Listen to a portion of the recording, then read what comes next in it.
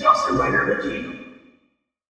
Hey YouTube, Dawson Rider here, and welcome to my review for Lupinranger vs. Patranger episode... It's 38 or 39, which is definitely late in. But this was the debut of a new mecha.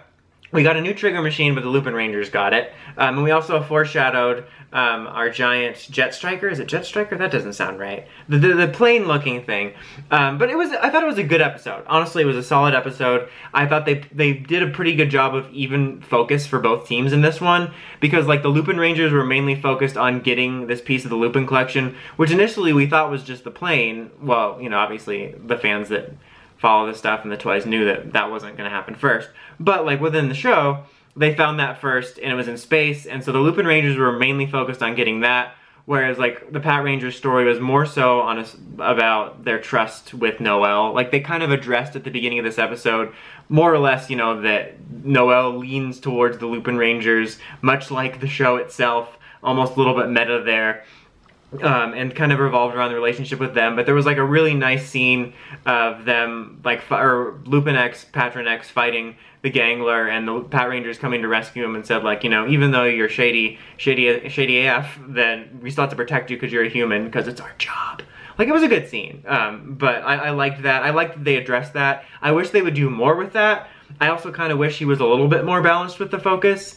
Like, maybe earlier on, like he was like right away, like, oh yeah, I'm basically Team Lupin, like, in terms of who he works with more, but I wish it would have been more balanced, but that's a whole other issue. But like, that was a nice scene, and I like that it kind of split the focus between like ground and air in a manner of speaking.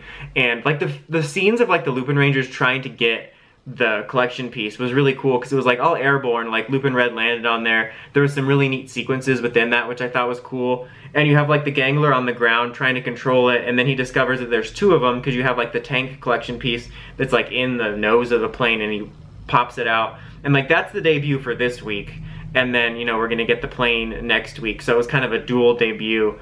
And then, well, dual debut for Mecha, but it was like triple, because then this Mecha also unlocks the golden armor for Lupin X, which I think I talked about this when I did a news video on the scans of this, but I would have loved to have, like, Lupin X has a power-up where you have like the golden armor, he's got the Patranger logo there, and then like for Patron X have like a silver power-up that's got the Lupin logo.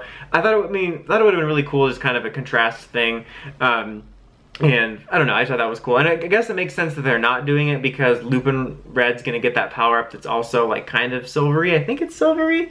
But regardless, I think it would have been cool to give him a power-up for each that kind of, you know, contrasted it, because I thought it was neat the way he had the Patranger symbol on the Lupinranger suit. But so there was like a lot going on debut-wise, and it's kind of obvious, like with this one, and what was the one for, is it Fire? It's not Fire. For Splash Magic, for Splash, like that one's supposed to be a trigger machine. Like, because someone put a chart on Twitter up of like all of the machines that Lupinrangers have / primarily use, and the ones that Patrangers do. And the Patrangers are basically like their standard ones, and then like Bike and the crane drill thing. And then the Lupinrangers have everything else, all the dial fighters, and like 2 trigger machines. I think it's 2. And so like it's kind of evident that something with the Lupinranger's popularity changed along the way, which I mentioned like before videos in the Too Much Lupinranger video, but that they changed the scripts to give the Lupinrangers these power-ups, even though they're clearly trigger machines. Like with Splash, I liked the way they did it, where like Patron Ichigo like handed it off to Lupin Red so that he could go save the day. Like that was a cool story beat. I just wish it kind of went back to them. And like with this one too, like it made sense, because I kept thinking like, okay, well, yeah, Lupin X is technically half a Patranger and he gets the power up, and so he technically has it. So, and the Patranger's got good focus in it, so it's not like they were sidelined again completely.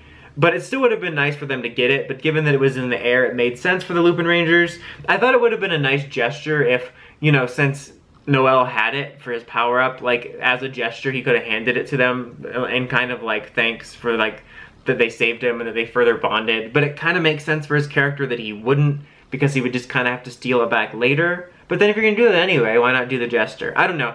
I just wish it would have been more for the Lupins. I also feel like it's kind of obvious, at least to me, that like Splash Magic is like, would be a Lupinranger formation, and then just like the magic one with like just the magic dial fighter would be just for the Lupinrangers.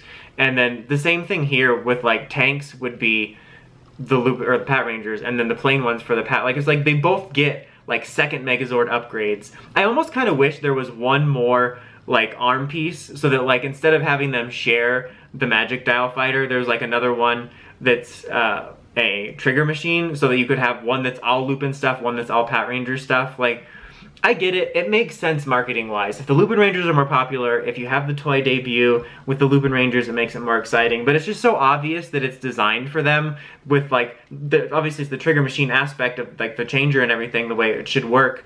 But also, it's got, like, a siren on it, so it does bother me a little bit. Like, I wish they would have balanced it a little bit more. Even if you do the debut like this, like, I think this worked, but then give it to them ultimately, but especially with the way the forms are imbalanced. But I thought this was a very solid episode. Like, a lot of good stuff happened. There were some good scenes with the Patrangers, cool stuff with the debuts. I kind of wish they would have saved the armor debut, so you could have, because since Lupinranger, Patranger is primarily filler, you could have like an episode where you have this form debut, and then you have the power-up, and then you have the plane, and that's like 3 episodes. And you still would, I guess they want to hurry it out. Or do like this one and then the plane, so then you can release those toys and then you can do the power-up later. I don't know. I like it when it's spread out so that like debuts get a chance to shine instead of being like, here, look, here's everything it does, go buy it. Like, would you not want it to be a spoiler when they see the gold armor on the back of the box, even though it's in magazines? Whatever. Anyway, solid episode this week. I'd give it a 7.5. Until next time, don't forget to like, comment, subscribe, and climb the steps and ring the bell to get the notifications from my videos. Until next time, Dawson Ryder, signing out.